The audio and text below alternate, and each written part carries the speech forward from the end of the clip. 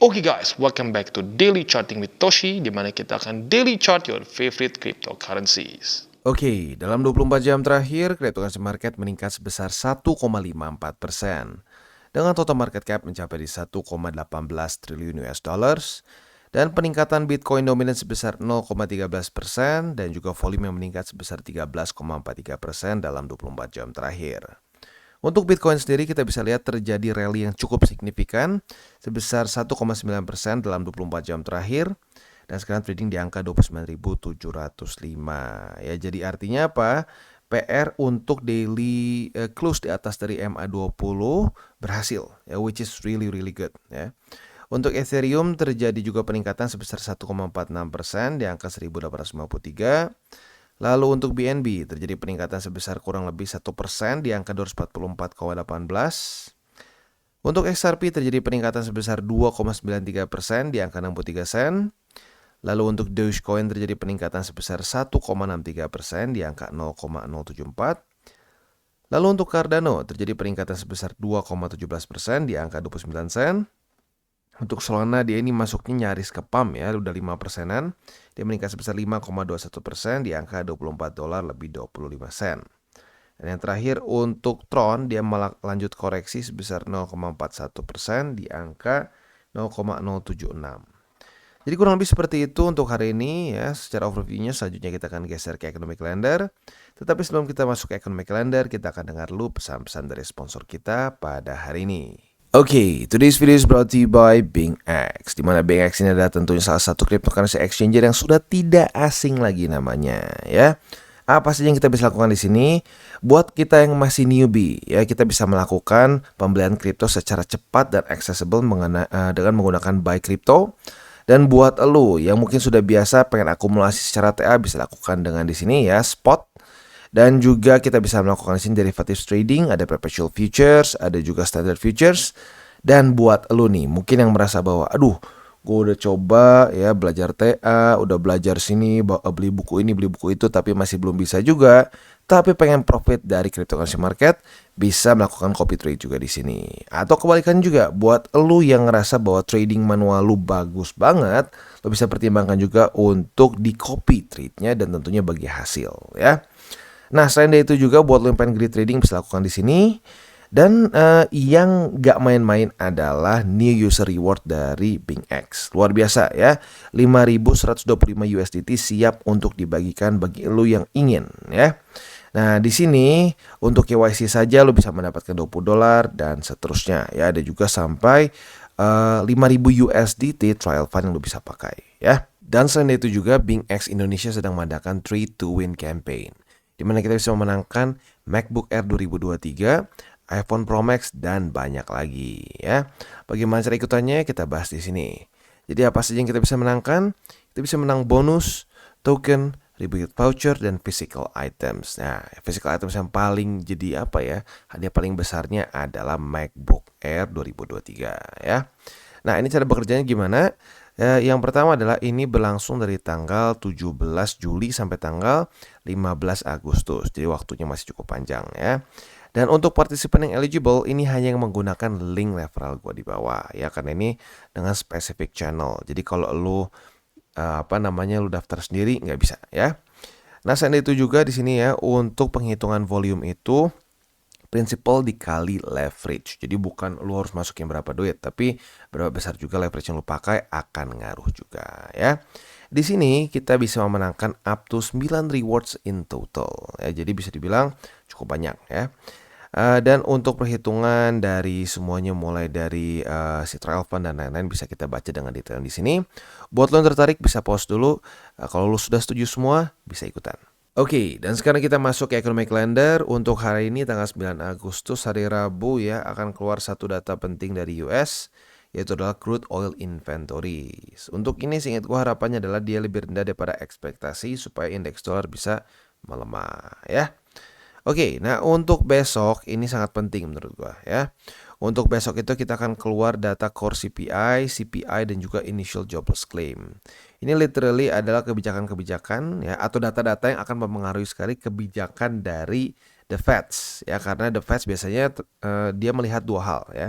Inflasi dan tingkat pengangguran.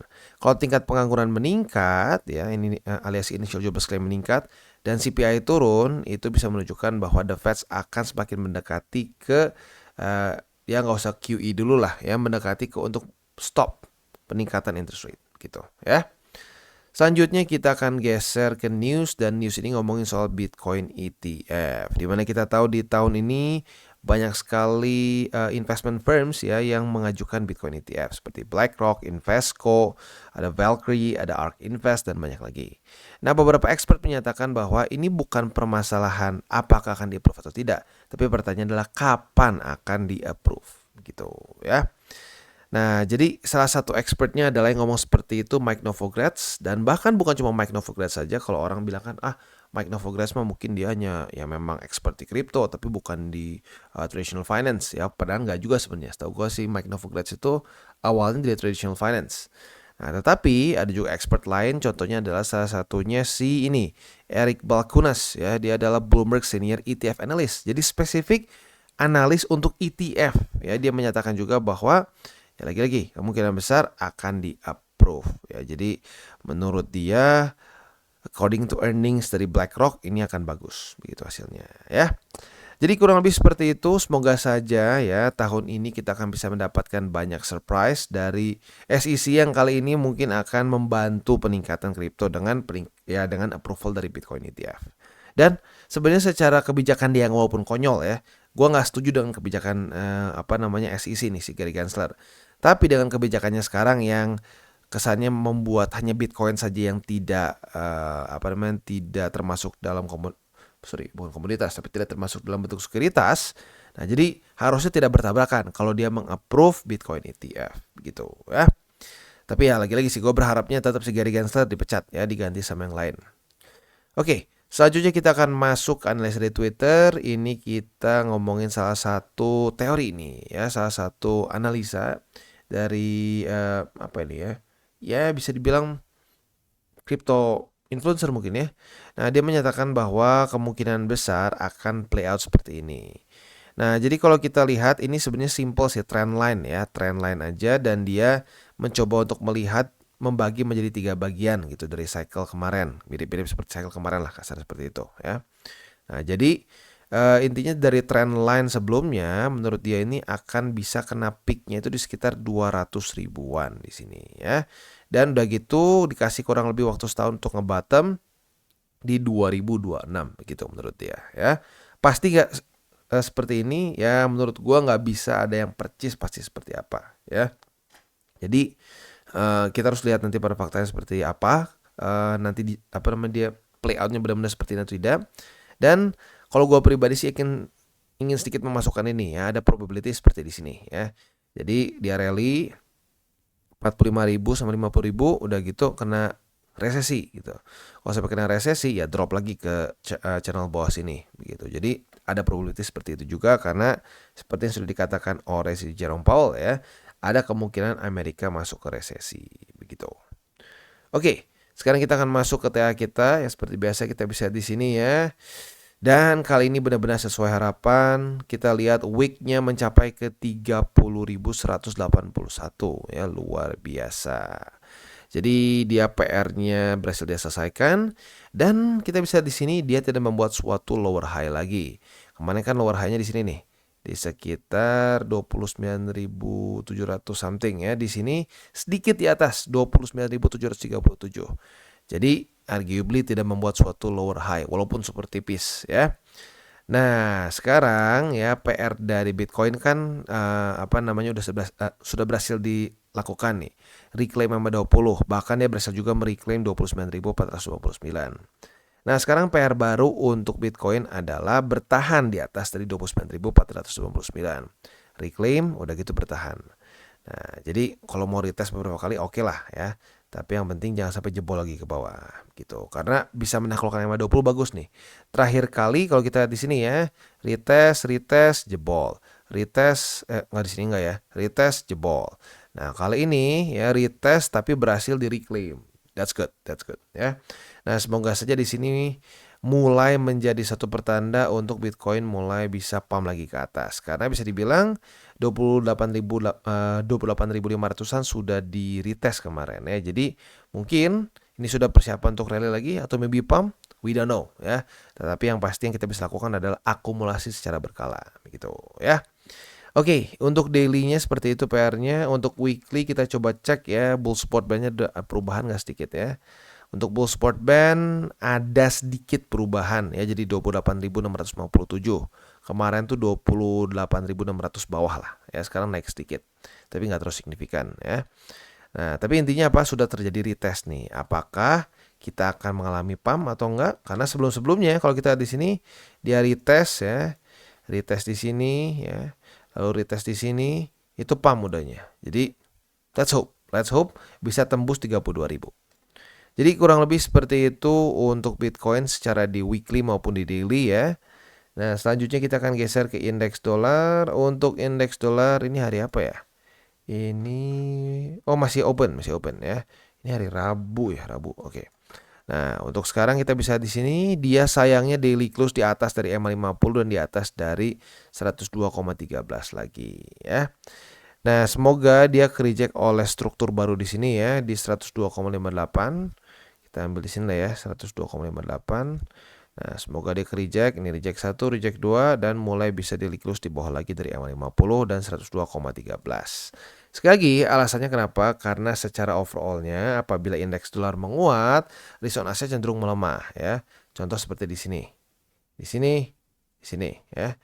Nah, Bitcoin bisa dibilang untuk hari ini sedikit anomali ya, malah rally begitu. Tapi biasanya in general saat indeks dolar menguat, Bitcoin melemah begitu atau risk on asset melemah gitu. Maka dari itu kita ingin dia masuk dalam bear market yang secara makro lagi-lagi ya. Ya seperti yang gue bilang, hari per harinya mungkin nggak akan sama persis ya, ada yang mungkin beda kayak sekarang, tetapi secara makronya apabila indeks dolar melemah dalam masuk bear market, disitulah risk on asset akan masuk ke dalam bull market gitu ya. Jadi kurang lebih seperti itu untuk makro kita pada hari ini. Selanjutnya kita akan geser ke buy limit.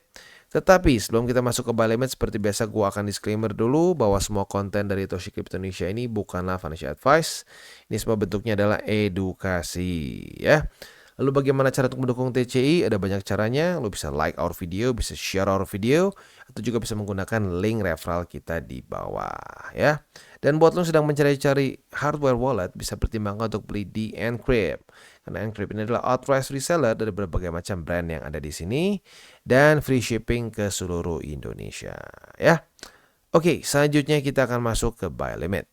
Oke, dan sekarang kita masuk ke Bitcoin. Untuk Bitcoin posisi spotnya ada buy limit pertama lagi karena berhasil di reclaim ya. Jadi buy limit pertama di 29.499 atau di EMA 20. Lalu untuk buy limit kedua di 28.597 dan buy limit ketiga di 28.000. Itu untuk posisi spot di Bitcoin. Untuk posisi futuresnya sudah terjadi retest pertama di 29.897. Apabila pada hari ini terjadi retest kedua, kita bisa pertimbangkan untuk buka posisi short dengan target TP kita di 29.489 ya, itu untuk posisi shortnya. Nah, untuk posisi longnya tinggal kita balik logikanya. Retest 1, retest 2 di 29.499 kita bisa buka posisi long dengan target TP kita di 29.897 ya. Jadi kurang lebih seperti itu setup untuk di Bitcoin. Dan selanjutnya kita masuk ke Ethereum. Untuk Ethereum kita bisa di sini ya.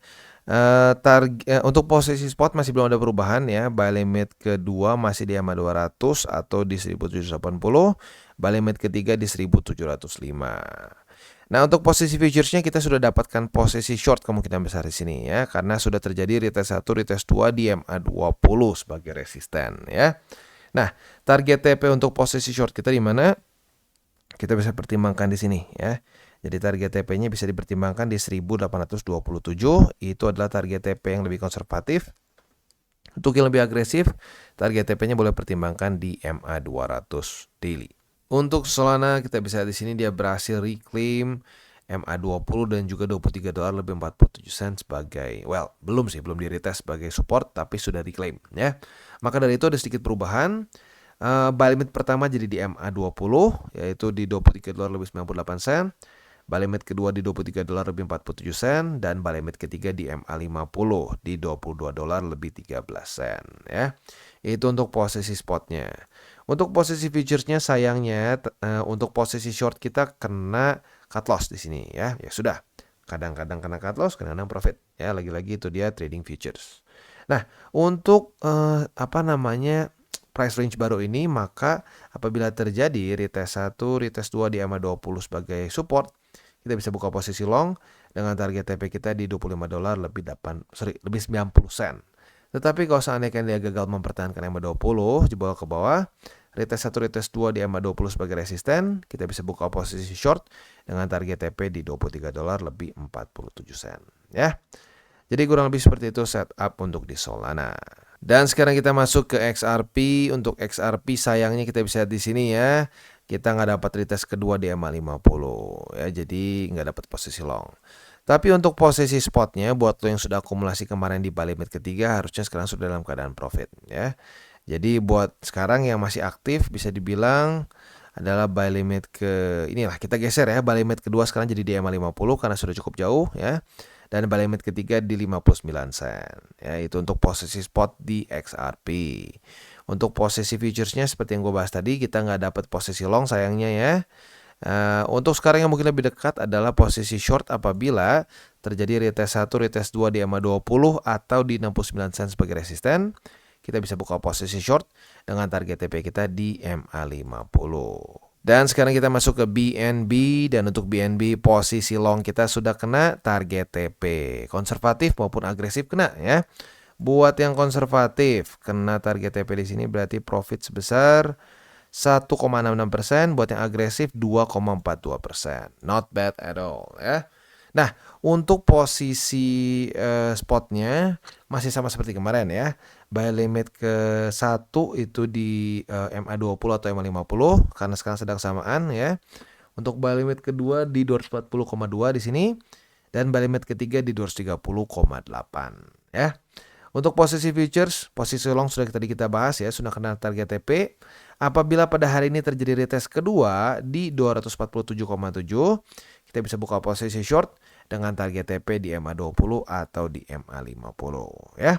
Jadi kurang lebih seperti itu untuk liquidity kita pada hari ini. Seperti biasa gue ingatkan akan keluar satu data penting pada hari ini. Jadi ekstra hati-hati buat lo yang konservatif.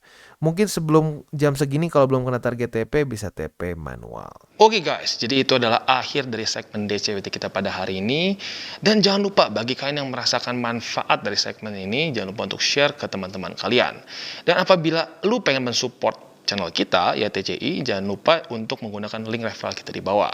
Nggak wajib ya, tetapi apabila lo menggunakan link referral kita di bawah, ada macam-macam ya, dari Bybit, Huobi, Maxi, toko kripto, dan banyak lagi ya.